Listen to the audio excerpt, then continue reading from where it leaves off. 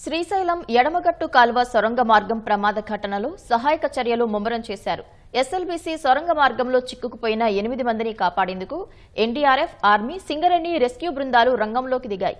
శనివారం అర్ధరాత్రికి ఘటనా స్థలానికి చేరుకున్న బృందాలు సొరంగంలో చిక్కుకుపోయిన వారిని బయటకు తీసేందుకు ప్రయత్నం చేస్తున్నాయి. మంత్రులు ఉత్తమ్ కుమార్ రెడ్డి, జూపల్లి కృష్ణారావు సహాయ చర్యలను పర్యవేక్షిస్తున్నారు.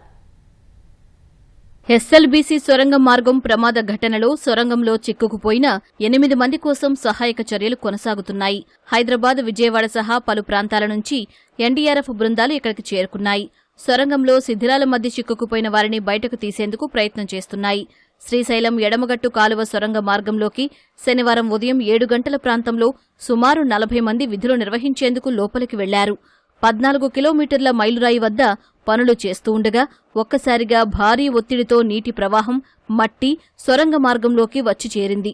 పెద్ద పెద్ద శబ్దాలు రావడం, ఆ వెంటనే సొరంగ మార్గం చుట్టూ ఏర్పాటు చేసిన సెగ్మెంట్లు కూలాయి. టన్నెల్ బోరింగ్ మిషన్ ముందు భాగంలో ఉన్న 8 మంది అక్కడే చిక్కుకుపోగా వెనుక భాగంలో ఉన్నవారు అప్రమత్తమై బయటకు వచ్చేశారు. అంతకంతకు నీటిమట్టం పెరగడం, విద్యుత్ సరఫరా నిలిచిపోవడంతో భయంతో బయటకు పరుగులు తీశామని టన్నెల్ నుంచి బయటకు వచ్చిన కార్మికులు తెలిపారు. उसमें लूज आया, पूरा रिंग लगा हुआ था, पूरा गिर गया। हम लोग यहाँ से 8 बजे पहुँचे थे अंदर, 8:20 में हुआ था इससे घटना। वहाँ पर गिर रहा था, पूरा लूज गिरा, मिट्टी और पूरा पानी आ गया ना, पूरा लूज से। झारखंड से हम लोग तो आए हैं, वो 6 महीने हो गया। मतलब हम लोग 2 नंबर पे रहते हैं और ये लोग जाते हैं मतलब TBM।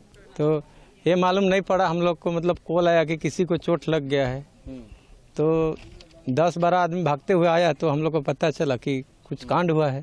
उसके बाद पता चला कि मतलब 8 आदमी फंसे हुए हैं। पानी आने के बाद धीरे धीरे रेस बढ़ गया पानी का।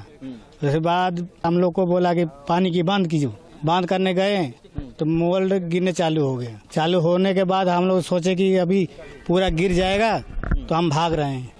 हम चिल्लाते चिल्लाते पीछे आए। तब तक से 8 लेबर का साहब सब लेकर के, किसी को पता नहीं चला कि जब हम लोग इकट्ठे हुए तब जाकर देखा है कि 8 आदमी के गायब है। अंदर में तो ऐसे पानी आ रहा था, अचानक एक फ्लो आ गया, आदमी भागने नहीं सका। अभी अंदर में 8 आदमी नहीं मिला। उसमें आधे में माल गिर गया है, ज्यादा गिर गया है। तो अभी दिखाई नहीं दे रहा है।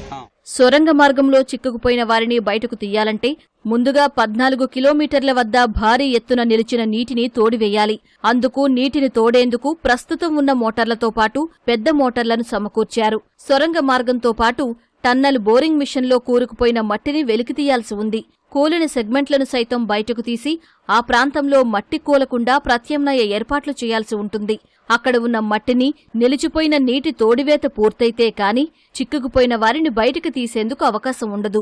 14 కిలోమీటర్ల మేర విద్యుత్ పునరుద్ధరించగా ఘటనా స్థలానికి చేరుకున్న ఎన్డీఆర్ఎఫ్ బృందాలు అర్ధరాత్రి నుంచి సొరంగంలో సహాయ చర్యలు చేపట్టారు. భారత ఆర్మీ, సింగరేణి రెస్క్యూ బృందాలు సైతం చేరుకుని సహాయ చర్యలను ముమ్మరం చేయనున్నట్లు మంత్రి ఉత్తమ్ కుమార్ వెల్లడించారు. వాళ్ళు ఉదయం 8 గంటలకు పని మొదలు పెట్టినప్పుడు నార్మల్గానే ఉండింది. సొరంగంలో కొద్దిగా ఒక దగ్గర వాటర్ లీక్ అవుపడ్డది వాళ్ళకి. అయితే ఈ సొరంగంలో వాటర్ లీక్లు ఉండడం, దాన్ని గ్రౌటింగ్ చేసి ఫిలప్ చేసి ముందుకు పోవడం అనేది కొన్ని ఏళ్ల నుంచి జరుగుతున్న పద్ధతి. అయితే ఆ గ్రౌటింగ్ అట్లా ఉన్నా కానీ వాళ్ళు ముందుకు పోతూనే ఉన్నారు.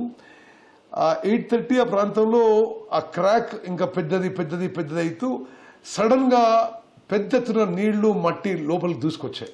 అయితే అప్పుడు కొంత అందరూ కూడా జాగ్రత్త పడి ఆ టన్నల్ బోరింగ్ మిషన్ మీద ఉన్న ఆపరేటర్లు, దాన్ని ఎన్నుకున్న వాళ్ళు వెనకకి పరిగెత్తుకొచ్చి వాళ్ళది ఒక లోపల ఇది 14 కిలోమీటర్ లోపల వీళ్ళది ఒక ట్రైన్ నడుస్తుంది, ఈ ఆపరేటర్ది. అందరూ ట్రైన్లోకి వచ్చేసారు. అయితే తర్వాత అటెండెన్స్ చూసుకుంటే 8 పేర్లు మిస్సింగ్ ఉండే. అయితే 8 పేర్లలో ఇప్పుడు వాళ్ళు లోపల చిక్కుకొని ఉన్నారు. ఈ జయప్రకాష్ అసోసియేట్ సంబంధించిన 6, 2 ఇంజనీర్లు, 4 లేబరు, ఇది అమెరికన్ కంపెనీకి సంబంధించిన 2, వాళ్ళు 2 కూడా ఆ మెషిన్ ఆపరేటర్లు.